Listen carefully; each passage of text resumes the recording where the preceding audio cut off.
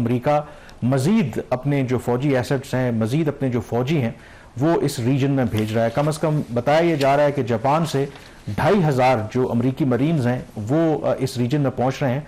और ये जो अमरीकी मरीन्स हैं इनकी खास बात यह है कि ये समंदर में ऑफ कोर्स जो भी ऑपरेशंस करने होते हैं उसके लिए तो जाने जाते हैं, लेकिन ये खुश्की के ऊपर भी यानी कि ग्राउंड ऑपरेशन में भी ये one of the elite force जो है अमेरिका की समझी जाती है। और कहा यह जा रहा है कि शायद ये मुमकिन है कि अमेरिका ने ये जो इजाफी अपने फौजी वहां पर तैनात करने का रीजन में फैसला किया है कि क्या अमेरिका एक लिमिटेड ग्राउंड इन्वेजन या कुछ खास जो आइलैंड्स हैं ईरान के पास हैं उन पर कब्जा करने का सोच रहा है। तो ओवरऑल इस वक्त जो सिचुएशन है वो काफ़ी आपको एक गैर यकीनी किसी नज़र आती है। और इसमें जो शहबाज रात गए जो डेवलपमेंट हुई है, क्योंकि इस वक्त जो सबसे बड़ा दर्द सर अमेरिका के लिए है कि वो है स्ट्रेट ऑफ हुर्मुज़ बंद है और उसकी वजह से आपको पता है कि इंटरनेशनल मार्केट में जो तेल की कीमतें ऊपर जा रही हैं। और अब अमेरिका में भी इसका एतराफ़ किया जा रहा है कि शायद ईरान के ऊपर हमला करने से पहले उन्होंने ये नहीं सोचा था कि ईरान इस कदर डिटर्मिन्ड होके इस अहम जो वाटरवे है उसको बंद कर सकता है। अब ईरान के इस जो भी लेवरेज है न्यूट्रलाइज करने के लिए रात गए अमेरिका ने वहां पर उनका एक बड़ा अहम स्ट्रेटेजिक आइलैंड है खर्ग आइलैंड, वहां पर उन्होंने हमले किए हैं। और अभी तक जो बताया गया है कि वहां पे जो मिलिट्री टारगेट्स थे उनको निशाना बनाया गया है। लेकिन क्योंकि ये जो आइलैंड है कहा जाता है कि समझ लें कि ये एक रीढ़ की हड्डी है। अगर आप ईरान की बात करें वहां पर जो तेल के ज़खायर हैं और जो उनकी बरामदात है, क्योंकि इसी आइलैंड के जरिए 90% जो ईरान तेल बरामद करता है वो इस आइलैंड के जरिए होता है। तो जो अमेरिका है वो मैसेज दे रहा है ईरान को कि अगर आप स्ट्रेट ऑफ हुर्मुज़ को चोक करेंगे तो फिर जो आपकी सबसे कीमती जो असासा है हम उसको टारगेट करेंगे। कामरान, ये एक बहुत ही एक बड़ी मूव है अमेरिका की तरफ से। कल बल्कि इनिशियल तो ये इन्फॉर्मेशन आ रही थी कि जब खार्क आइलैंड पे उन्होंने अटैक किया तो उनके जो तेल के वहाँ पे उनकी जो ऑयल फील्ड्स हैं उसको भी अटैक किया। तो बाद में एक चीज़ उन्होंने क्लैरिफाई की कि सिर्फ जो उनकी मिलिट्री इंस्टॉलेशंस थी उनको अटैक किया गया और उनको तबाह किया गया। ये अमेरिका की तरफ से ये स्टेटमेंट आई। बट उसमें जो चीज़ जैसे आपने कहा कि असल बात ये है कि अब एक इन अ वे ये जो खाक का जजीरा है इसको अमेरिका यूज़ करना चाह रहा है एज अ हॉस्टेज कि अगर आप स्ट्रेट ऑफ हॉर्मुज़ को नहीं खोलेंगे तो फिर हम आपकी भी जो ऑयल की तनसीबात हैं उस पर हमला करेंगे। और इस जजीरे की आपने खुद बताया अहमियत है कि 90% जो एक्सपोर्ट्स होती हैं ईरान की वो इस जजीरे के अंदर जो ऑयल की फैसिलिटीज़ है वहाँ से होती हैं। और इसका जो सबसे बड़ा बेनिफिशियरी है वो चाइना है जो यहाँ से उसकी एक्सपोर्ट्स होती है। और ना सिर्फ ये, अगर इस जजीरे के ऊपर हमला होता है तो फिर बात वहाँ पर नहीं रुकती, बात उससे बहुत आगे चली जाएगी। दुनिया को जो इस वक्त सप्लाई हो रही है ऑयल की उसका 5% जो है वो ईरान फराहम करता है। और ईरान बात एक तो ईरान की तरफ से सप्लाई का चोक है, फिर जो खत्ते के ममालिक उनके ऊपर जो उनके काउंटर थ्रेट है। तो चीज़ें जैसे आप कह रहे हैं कि लग नहीं रहा कि अब बहुत जल्द ये सिमटने जा रही है, इसमें मजीद काफ़ी इशूज़ आ रहे हैं। इस आइलैंड की आई थिंक इंपॉर्टेंस बताने के लिए एक 1984 में CIA की असेसमेंट थी और इस जो खार्क आइलैंड है इसको कहा था the most vital installations in Iran's oil system. और ये जंग शुरू होने से पहले इजराइल के एक जो अपोजिशन लीडर हैं उन्होंने ये कहा था कि अगर इस आइलैंड को डिस्ट्रॉय कर दिया जाए तो ईरान की जो इकोनॉमी है वो ट्रिपल हो जाएगी और वहाँ पर जो गवर्नमेंट है वो उनके लिए मुमकिन नहीं रहेगा कि वो इक़्तिदार में रहें।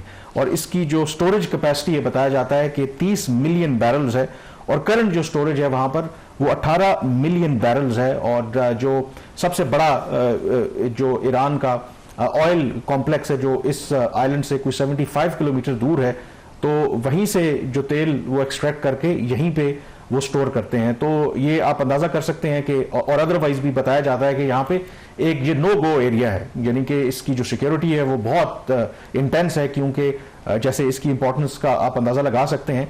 और जब ईरान इराक वॉर हुई थी तो उस वक्त भी इराक की एयरफोर्स ने बताया जाता है कुछ 2500 के करीब इस आइलैंड के ऊपर हमले किए थे, क्योंकि उनको अच्छी तरह से पता है कि अगर इसको आप डिस्ट्रॉय करेंगे तो ईरान की मईशत को नुकसान पहुंचेगा। अब इसमें जो सबसे क्रिटिकल पॉइंट है कि मेरा ख्याल है कि स्टेप वाइज आगे बढ़ रहे हैं कि पहले मरहले में उन्होंने जो मिलिट्री टारगेट्स हैं उनको निशाना बनाया है, अभी उनकी जो ऑयल फैसिलिटीज़ हैं जो स्टोरेज है उसको निशाना नहीं बनाया, इसलिए कि शायद वो ईरान को एक मैसेज देना चाहते हैं कि आपके पास मौका है कि अभी भी जो स्ट्रेट ऑफ हुर्मुज़ वाला मामला है उसको उस तरीके से आप डील ना करें। अगर आप नहीं करेंगे तो अगले मरहले में फिर हम आपकी जो ऑयल रिजर्व्स हैं उनको भी निशाना बना सकते हैं। लेकिन ईरान का जो रद्द-ए-अमल आया, उन्होंने ऑलरेडी उन्होंने कुछ अटैक्स किए हैं।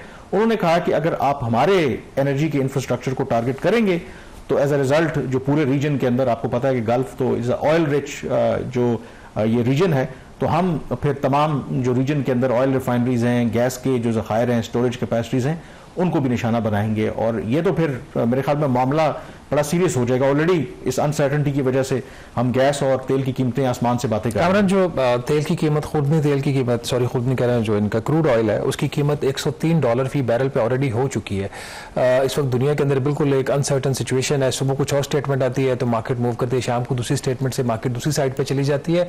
और अगर ये वाली चीज़ हो जाती है तो ये कोई छोटी चीज़ नहीं होगी। अगर उनकी ऑयल फील्ड्स के ऊपर अमेरिका इस तरीके से अटैक करता है, उनको तबाह करने की कोशिश करता है, तो ईरान के पास फिर उसके बाद कुछ चॉइस नहीं रह जाएगी। जो बची खुची उनके पास ताकत है वो लगा के वो अमेरिकन जो वहाँ पे उनके जो इंटरेस्ट खत्ते में उसको मुतासिर है। लेकिन एक इसके अंदर सिल्वर लाइनिंग भी है, जो एक उन्होंने एक रास्ता दिखाने की कोशिश की है ईरान ने कि वो स्ट्रेट ऑफ हॉर्मुज़ से वो जो वेसल्स गुजर सकते हैं जो कि ट्रेड करेंगे चाइनीज करेंसी के अंदर। तो ये this is a new twist in the silver lining है या it's a larger strategic game, क्योंकि इसका मतलब ये है क्योंकि अमेरिका दुनिया की जो सुपर पावर है उसके कई एलिमेंट्स हैं, और एक जो सबसे बड़ा उनका एलिमेंट है वो जो पेट्रो डॉलर कह लें या जो दुनिया में जो ट्रेड है वो मेजॉरिटी डॉलर में होती है।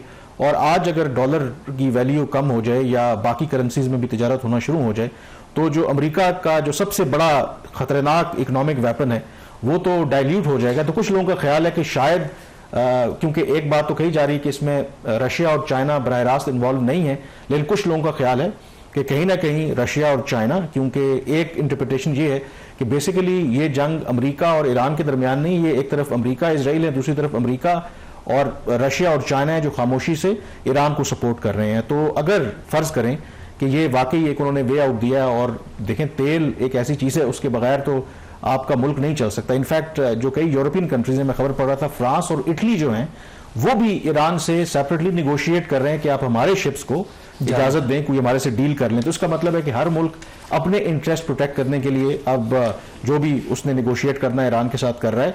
तो अगर इस सूरत में वाकई ये चाइनीज करेंसी में होती है ट्रेड जो स्ट्रेट ऑफ हॉर्मुज़ से गुजरता है, और 20% आपको पता है कि यहाँ से दुनिया की तिजारत होती है तेल की, तो डॉलर के ऊपर फिर इन्हिसार कम होगा। तो इसमें फिर कई गेम्स लगता है कि यहाँ पर देखिए, ये तो एक अमेरिकन की तरफ से जो one of the red lines है वो तो ये है ना, करेंसी वाली भी है ना, कि जो ब्रिक्स है, ब्रिक्स का जो ब्लॉक है वहाँ पे भी यही इशू है कि ब्रिक्स किस करेंसी में डील करेगा। शंघाई कॉर्पोरेशन ऑर्गेनाइजेशन के अंदर भी ये मसला आ रहा है।